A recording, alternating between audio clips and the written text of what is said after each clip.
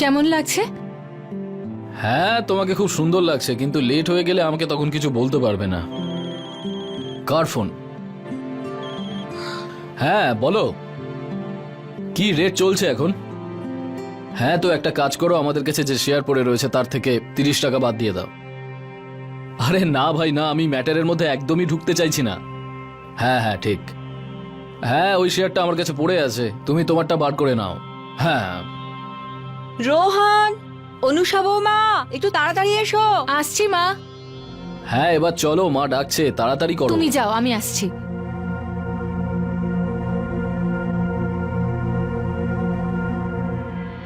তোমাদের দুজনকে খুব সুন্দর মানিয়েছে। তাছাড়াও আমার বৌমা বিয়ের পর প্রথমবার বাপের বাড়ি যাচ্ছে, নজর যেন কিছুতেই না লাগে। হ্যাঁ মা, এই অঙ্কিতকে দেখতে পাচ্ছি না আমি। ও বোধহয় নিজের ঘরে আছে। আগে লঙ্কাটা জ্বালিয়ে নি, তারপর ওকে পাঠাচ্ছি, ঠিক আছে?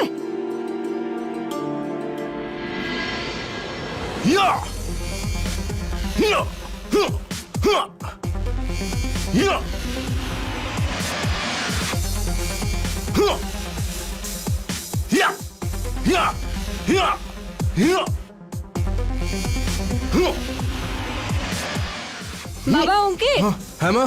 আরে দাদা বৌদি তোর জন্য অপেক্ষা করছে, ওদের দেরি হয়ে যাচ্ছে। আরে মা তুমি চিন্তা করো না, আমি ওদেরকে ছেড়ে দেবো।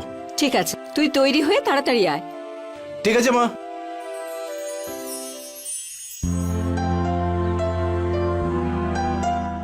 দাদা হ্যাঁ তোমরা পিছনে বসো, আমি গাড়ি চালাচ্ছি। ওকে, বসো, এসো। চলো, বাই সোনা। বাই মা।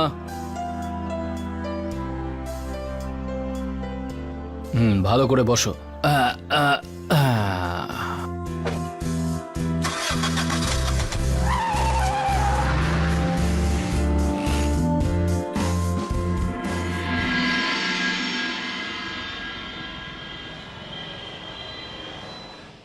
শোনো না, হুম, আমার না চা খেতে খুব ইচ্ছে করছে। এখানে আশেপাশে কোনো চায়ের দোকান নেই। আরে আছে তো, সামনে গিয়ে লেফট সাইডে একটা চায়ের দোকান আছে, খুব টেস্টি চা বানায়। চলো না ওখানে যাই আমরা। কি বলছো কি তুমি? আমরা ফুটপাতে চা খাবো? তুমি একবার চাটা খেয়ে তো দেখো, ইউ উইল লাভ ইট, খুব ভালো হবে, প্লিজ চলো। আচ্ছা ঠিক আছে। অঙ্কিত, হ্যাঁ দাদা। তোর বৌদি যেখানে বলছে গাড়িটা সেখানেই দাঁড় করিয়ে দিস। ঠিক আছে দাদা।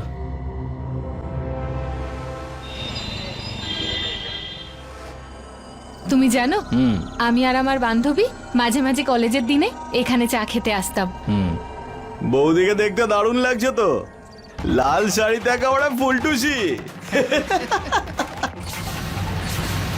বাজে কথা বলছে, একটা পাঞ্চ মেরে মুখটা ভেঙে দেবো আজকে। কোনো দরকার নেই, এই জন্যই বলছিলাম কোনো ভালো জায়গায় চা খেতে যাই। দাদা এখন এই লোফার ছেলেগুলো ডিসাইড করবে যে আমরা কোথায় চা খাবো। আরে ভাই, বৌদি যদি হট হয় না তাহলে গরম বেশি লাগে। একদম ঠিক বলেছিস। অঙ্কিত চল এখান থেকে, ফালতু ঝামেলা করার দরকার নেই। লেটস মুভ, চলো। চায়ের থেকে গরম কেটলি আর ভাইয়ের থেকে গরম দেওর হলে না একটু বেশি টকবক করে ফুটবে, তাই না? ওই ওই ওই, বেশি চালাকি করিস না, হ্যাঁ? জানিস না কার সঙ্গে কথা বলছিস। আরে ওই হিরো, গলা নিচে নামিয়ে কথা বল, বুঝলি? না হলে এই যে তোর বৌদি আছে না, শেষ হয়ে যাবে। আজ এর সব দাদাগিরি আমি খুঁচিয়ে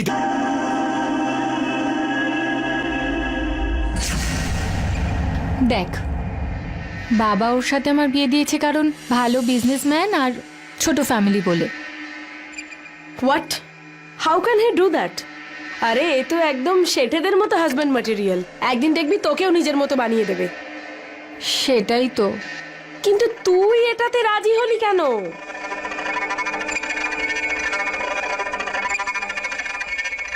একে দেখ, খুব ড্যাশিং আর হ্যান্ডসাম, তাই না? দেখ, তুই না আমাকে আর টেনশন দিস না তো। পরিষ্কার করে বল কি ব্যাপার। আরে ও আমার দেওর হয়, বড় ভাইয়ের সাথে বিয়ে করে ছোট ভাইয়ের সাথে মস্তি, আর কেউ জানতেও পারবে না। বাহ, তুই তো দারুণ একটা প্ল্যান করেছিস দেখছি। সরি, প্ল্যানটা আমার স্মার্টনেসের জন্য, একটার সাথে একটা ফ্রি।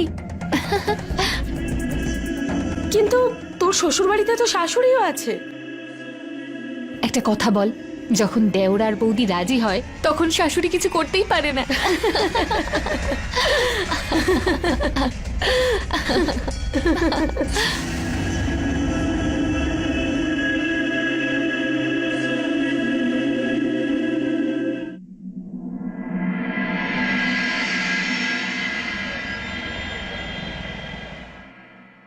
শোনো না, বলছিলাম কি, তুমি তো সারাদিন তোমার কাজ নিয়েই ব্যস্ত থাকো। অঙ্কিতকে বলো না যে আমাকে মার্কেটে নিয়ে যায়, যেন আমার নিজের আর মায়ের জন্য কিছু দরকারি জিনিসপত্র কেনার আছে। ও আজকে আমি ফ্রি নেই তো, সকাল সন্ধে প্র্যাকটিসে যেতে হয়। হ্যাঁ তো ঠিক আছে, এত ভাও খেতে হবে না তোমায়। আমি অটো করে লোককে জিজ্ঞেস করে মার্কেটে ঠিক পৌঁছে যাব। আরে ভাই অঙ্কিত, তোর বৌদির সাথে এরকম করিস না, নিয়ে যা বৌদিকে। আরে ঠিক আছে ঠিক আছে, কখন যেতে হবে বলো? আরে দুপুরবেলা নিয়ে চলে যাস না, ওই সময় আমি গুপ্তবাবুর বাড়িতে একটু যাব, ওনার বউয়ের শরীর ভালো নয়। হ্যাঁ ঠিক আছে, যতক্ষণে তুমি ফিরে আসবে আমি তোমার জন্য চা বানিয়ে রাখবো। হ্যাঁ ঠিক আছে।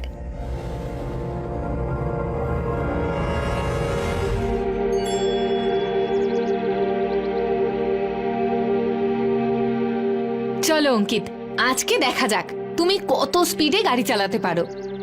না বৌদি সরি, আমি গাড়ি তো আস্তে আস্তেই চালাবো। তোমার কিছু হয়ে গেলে মা।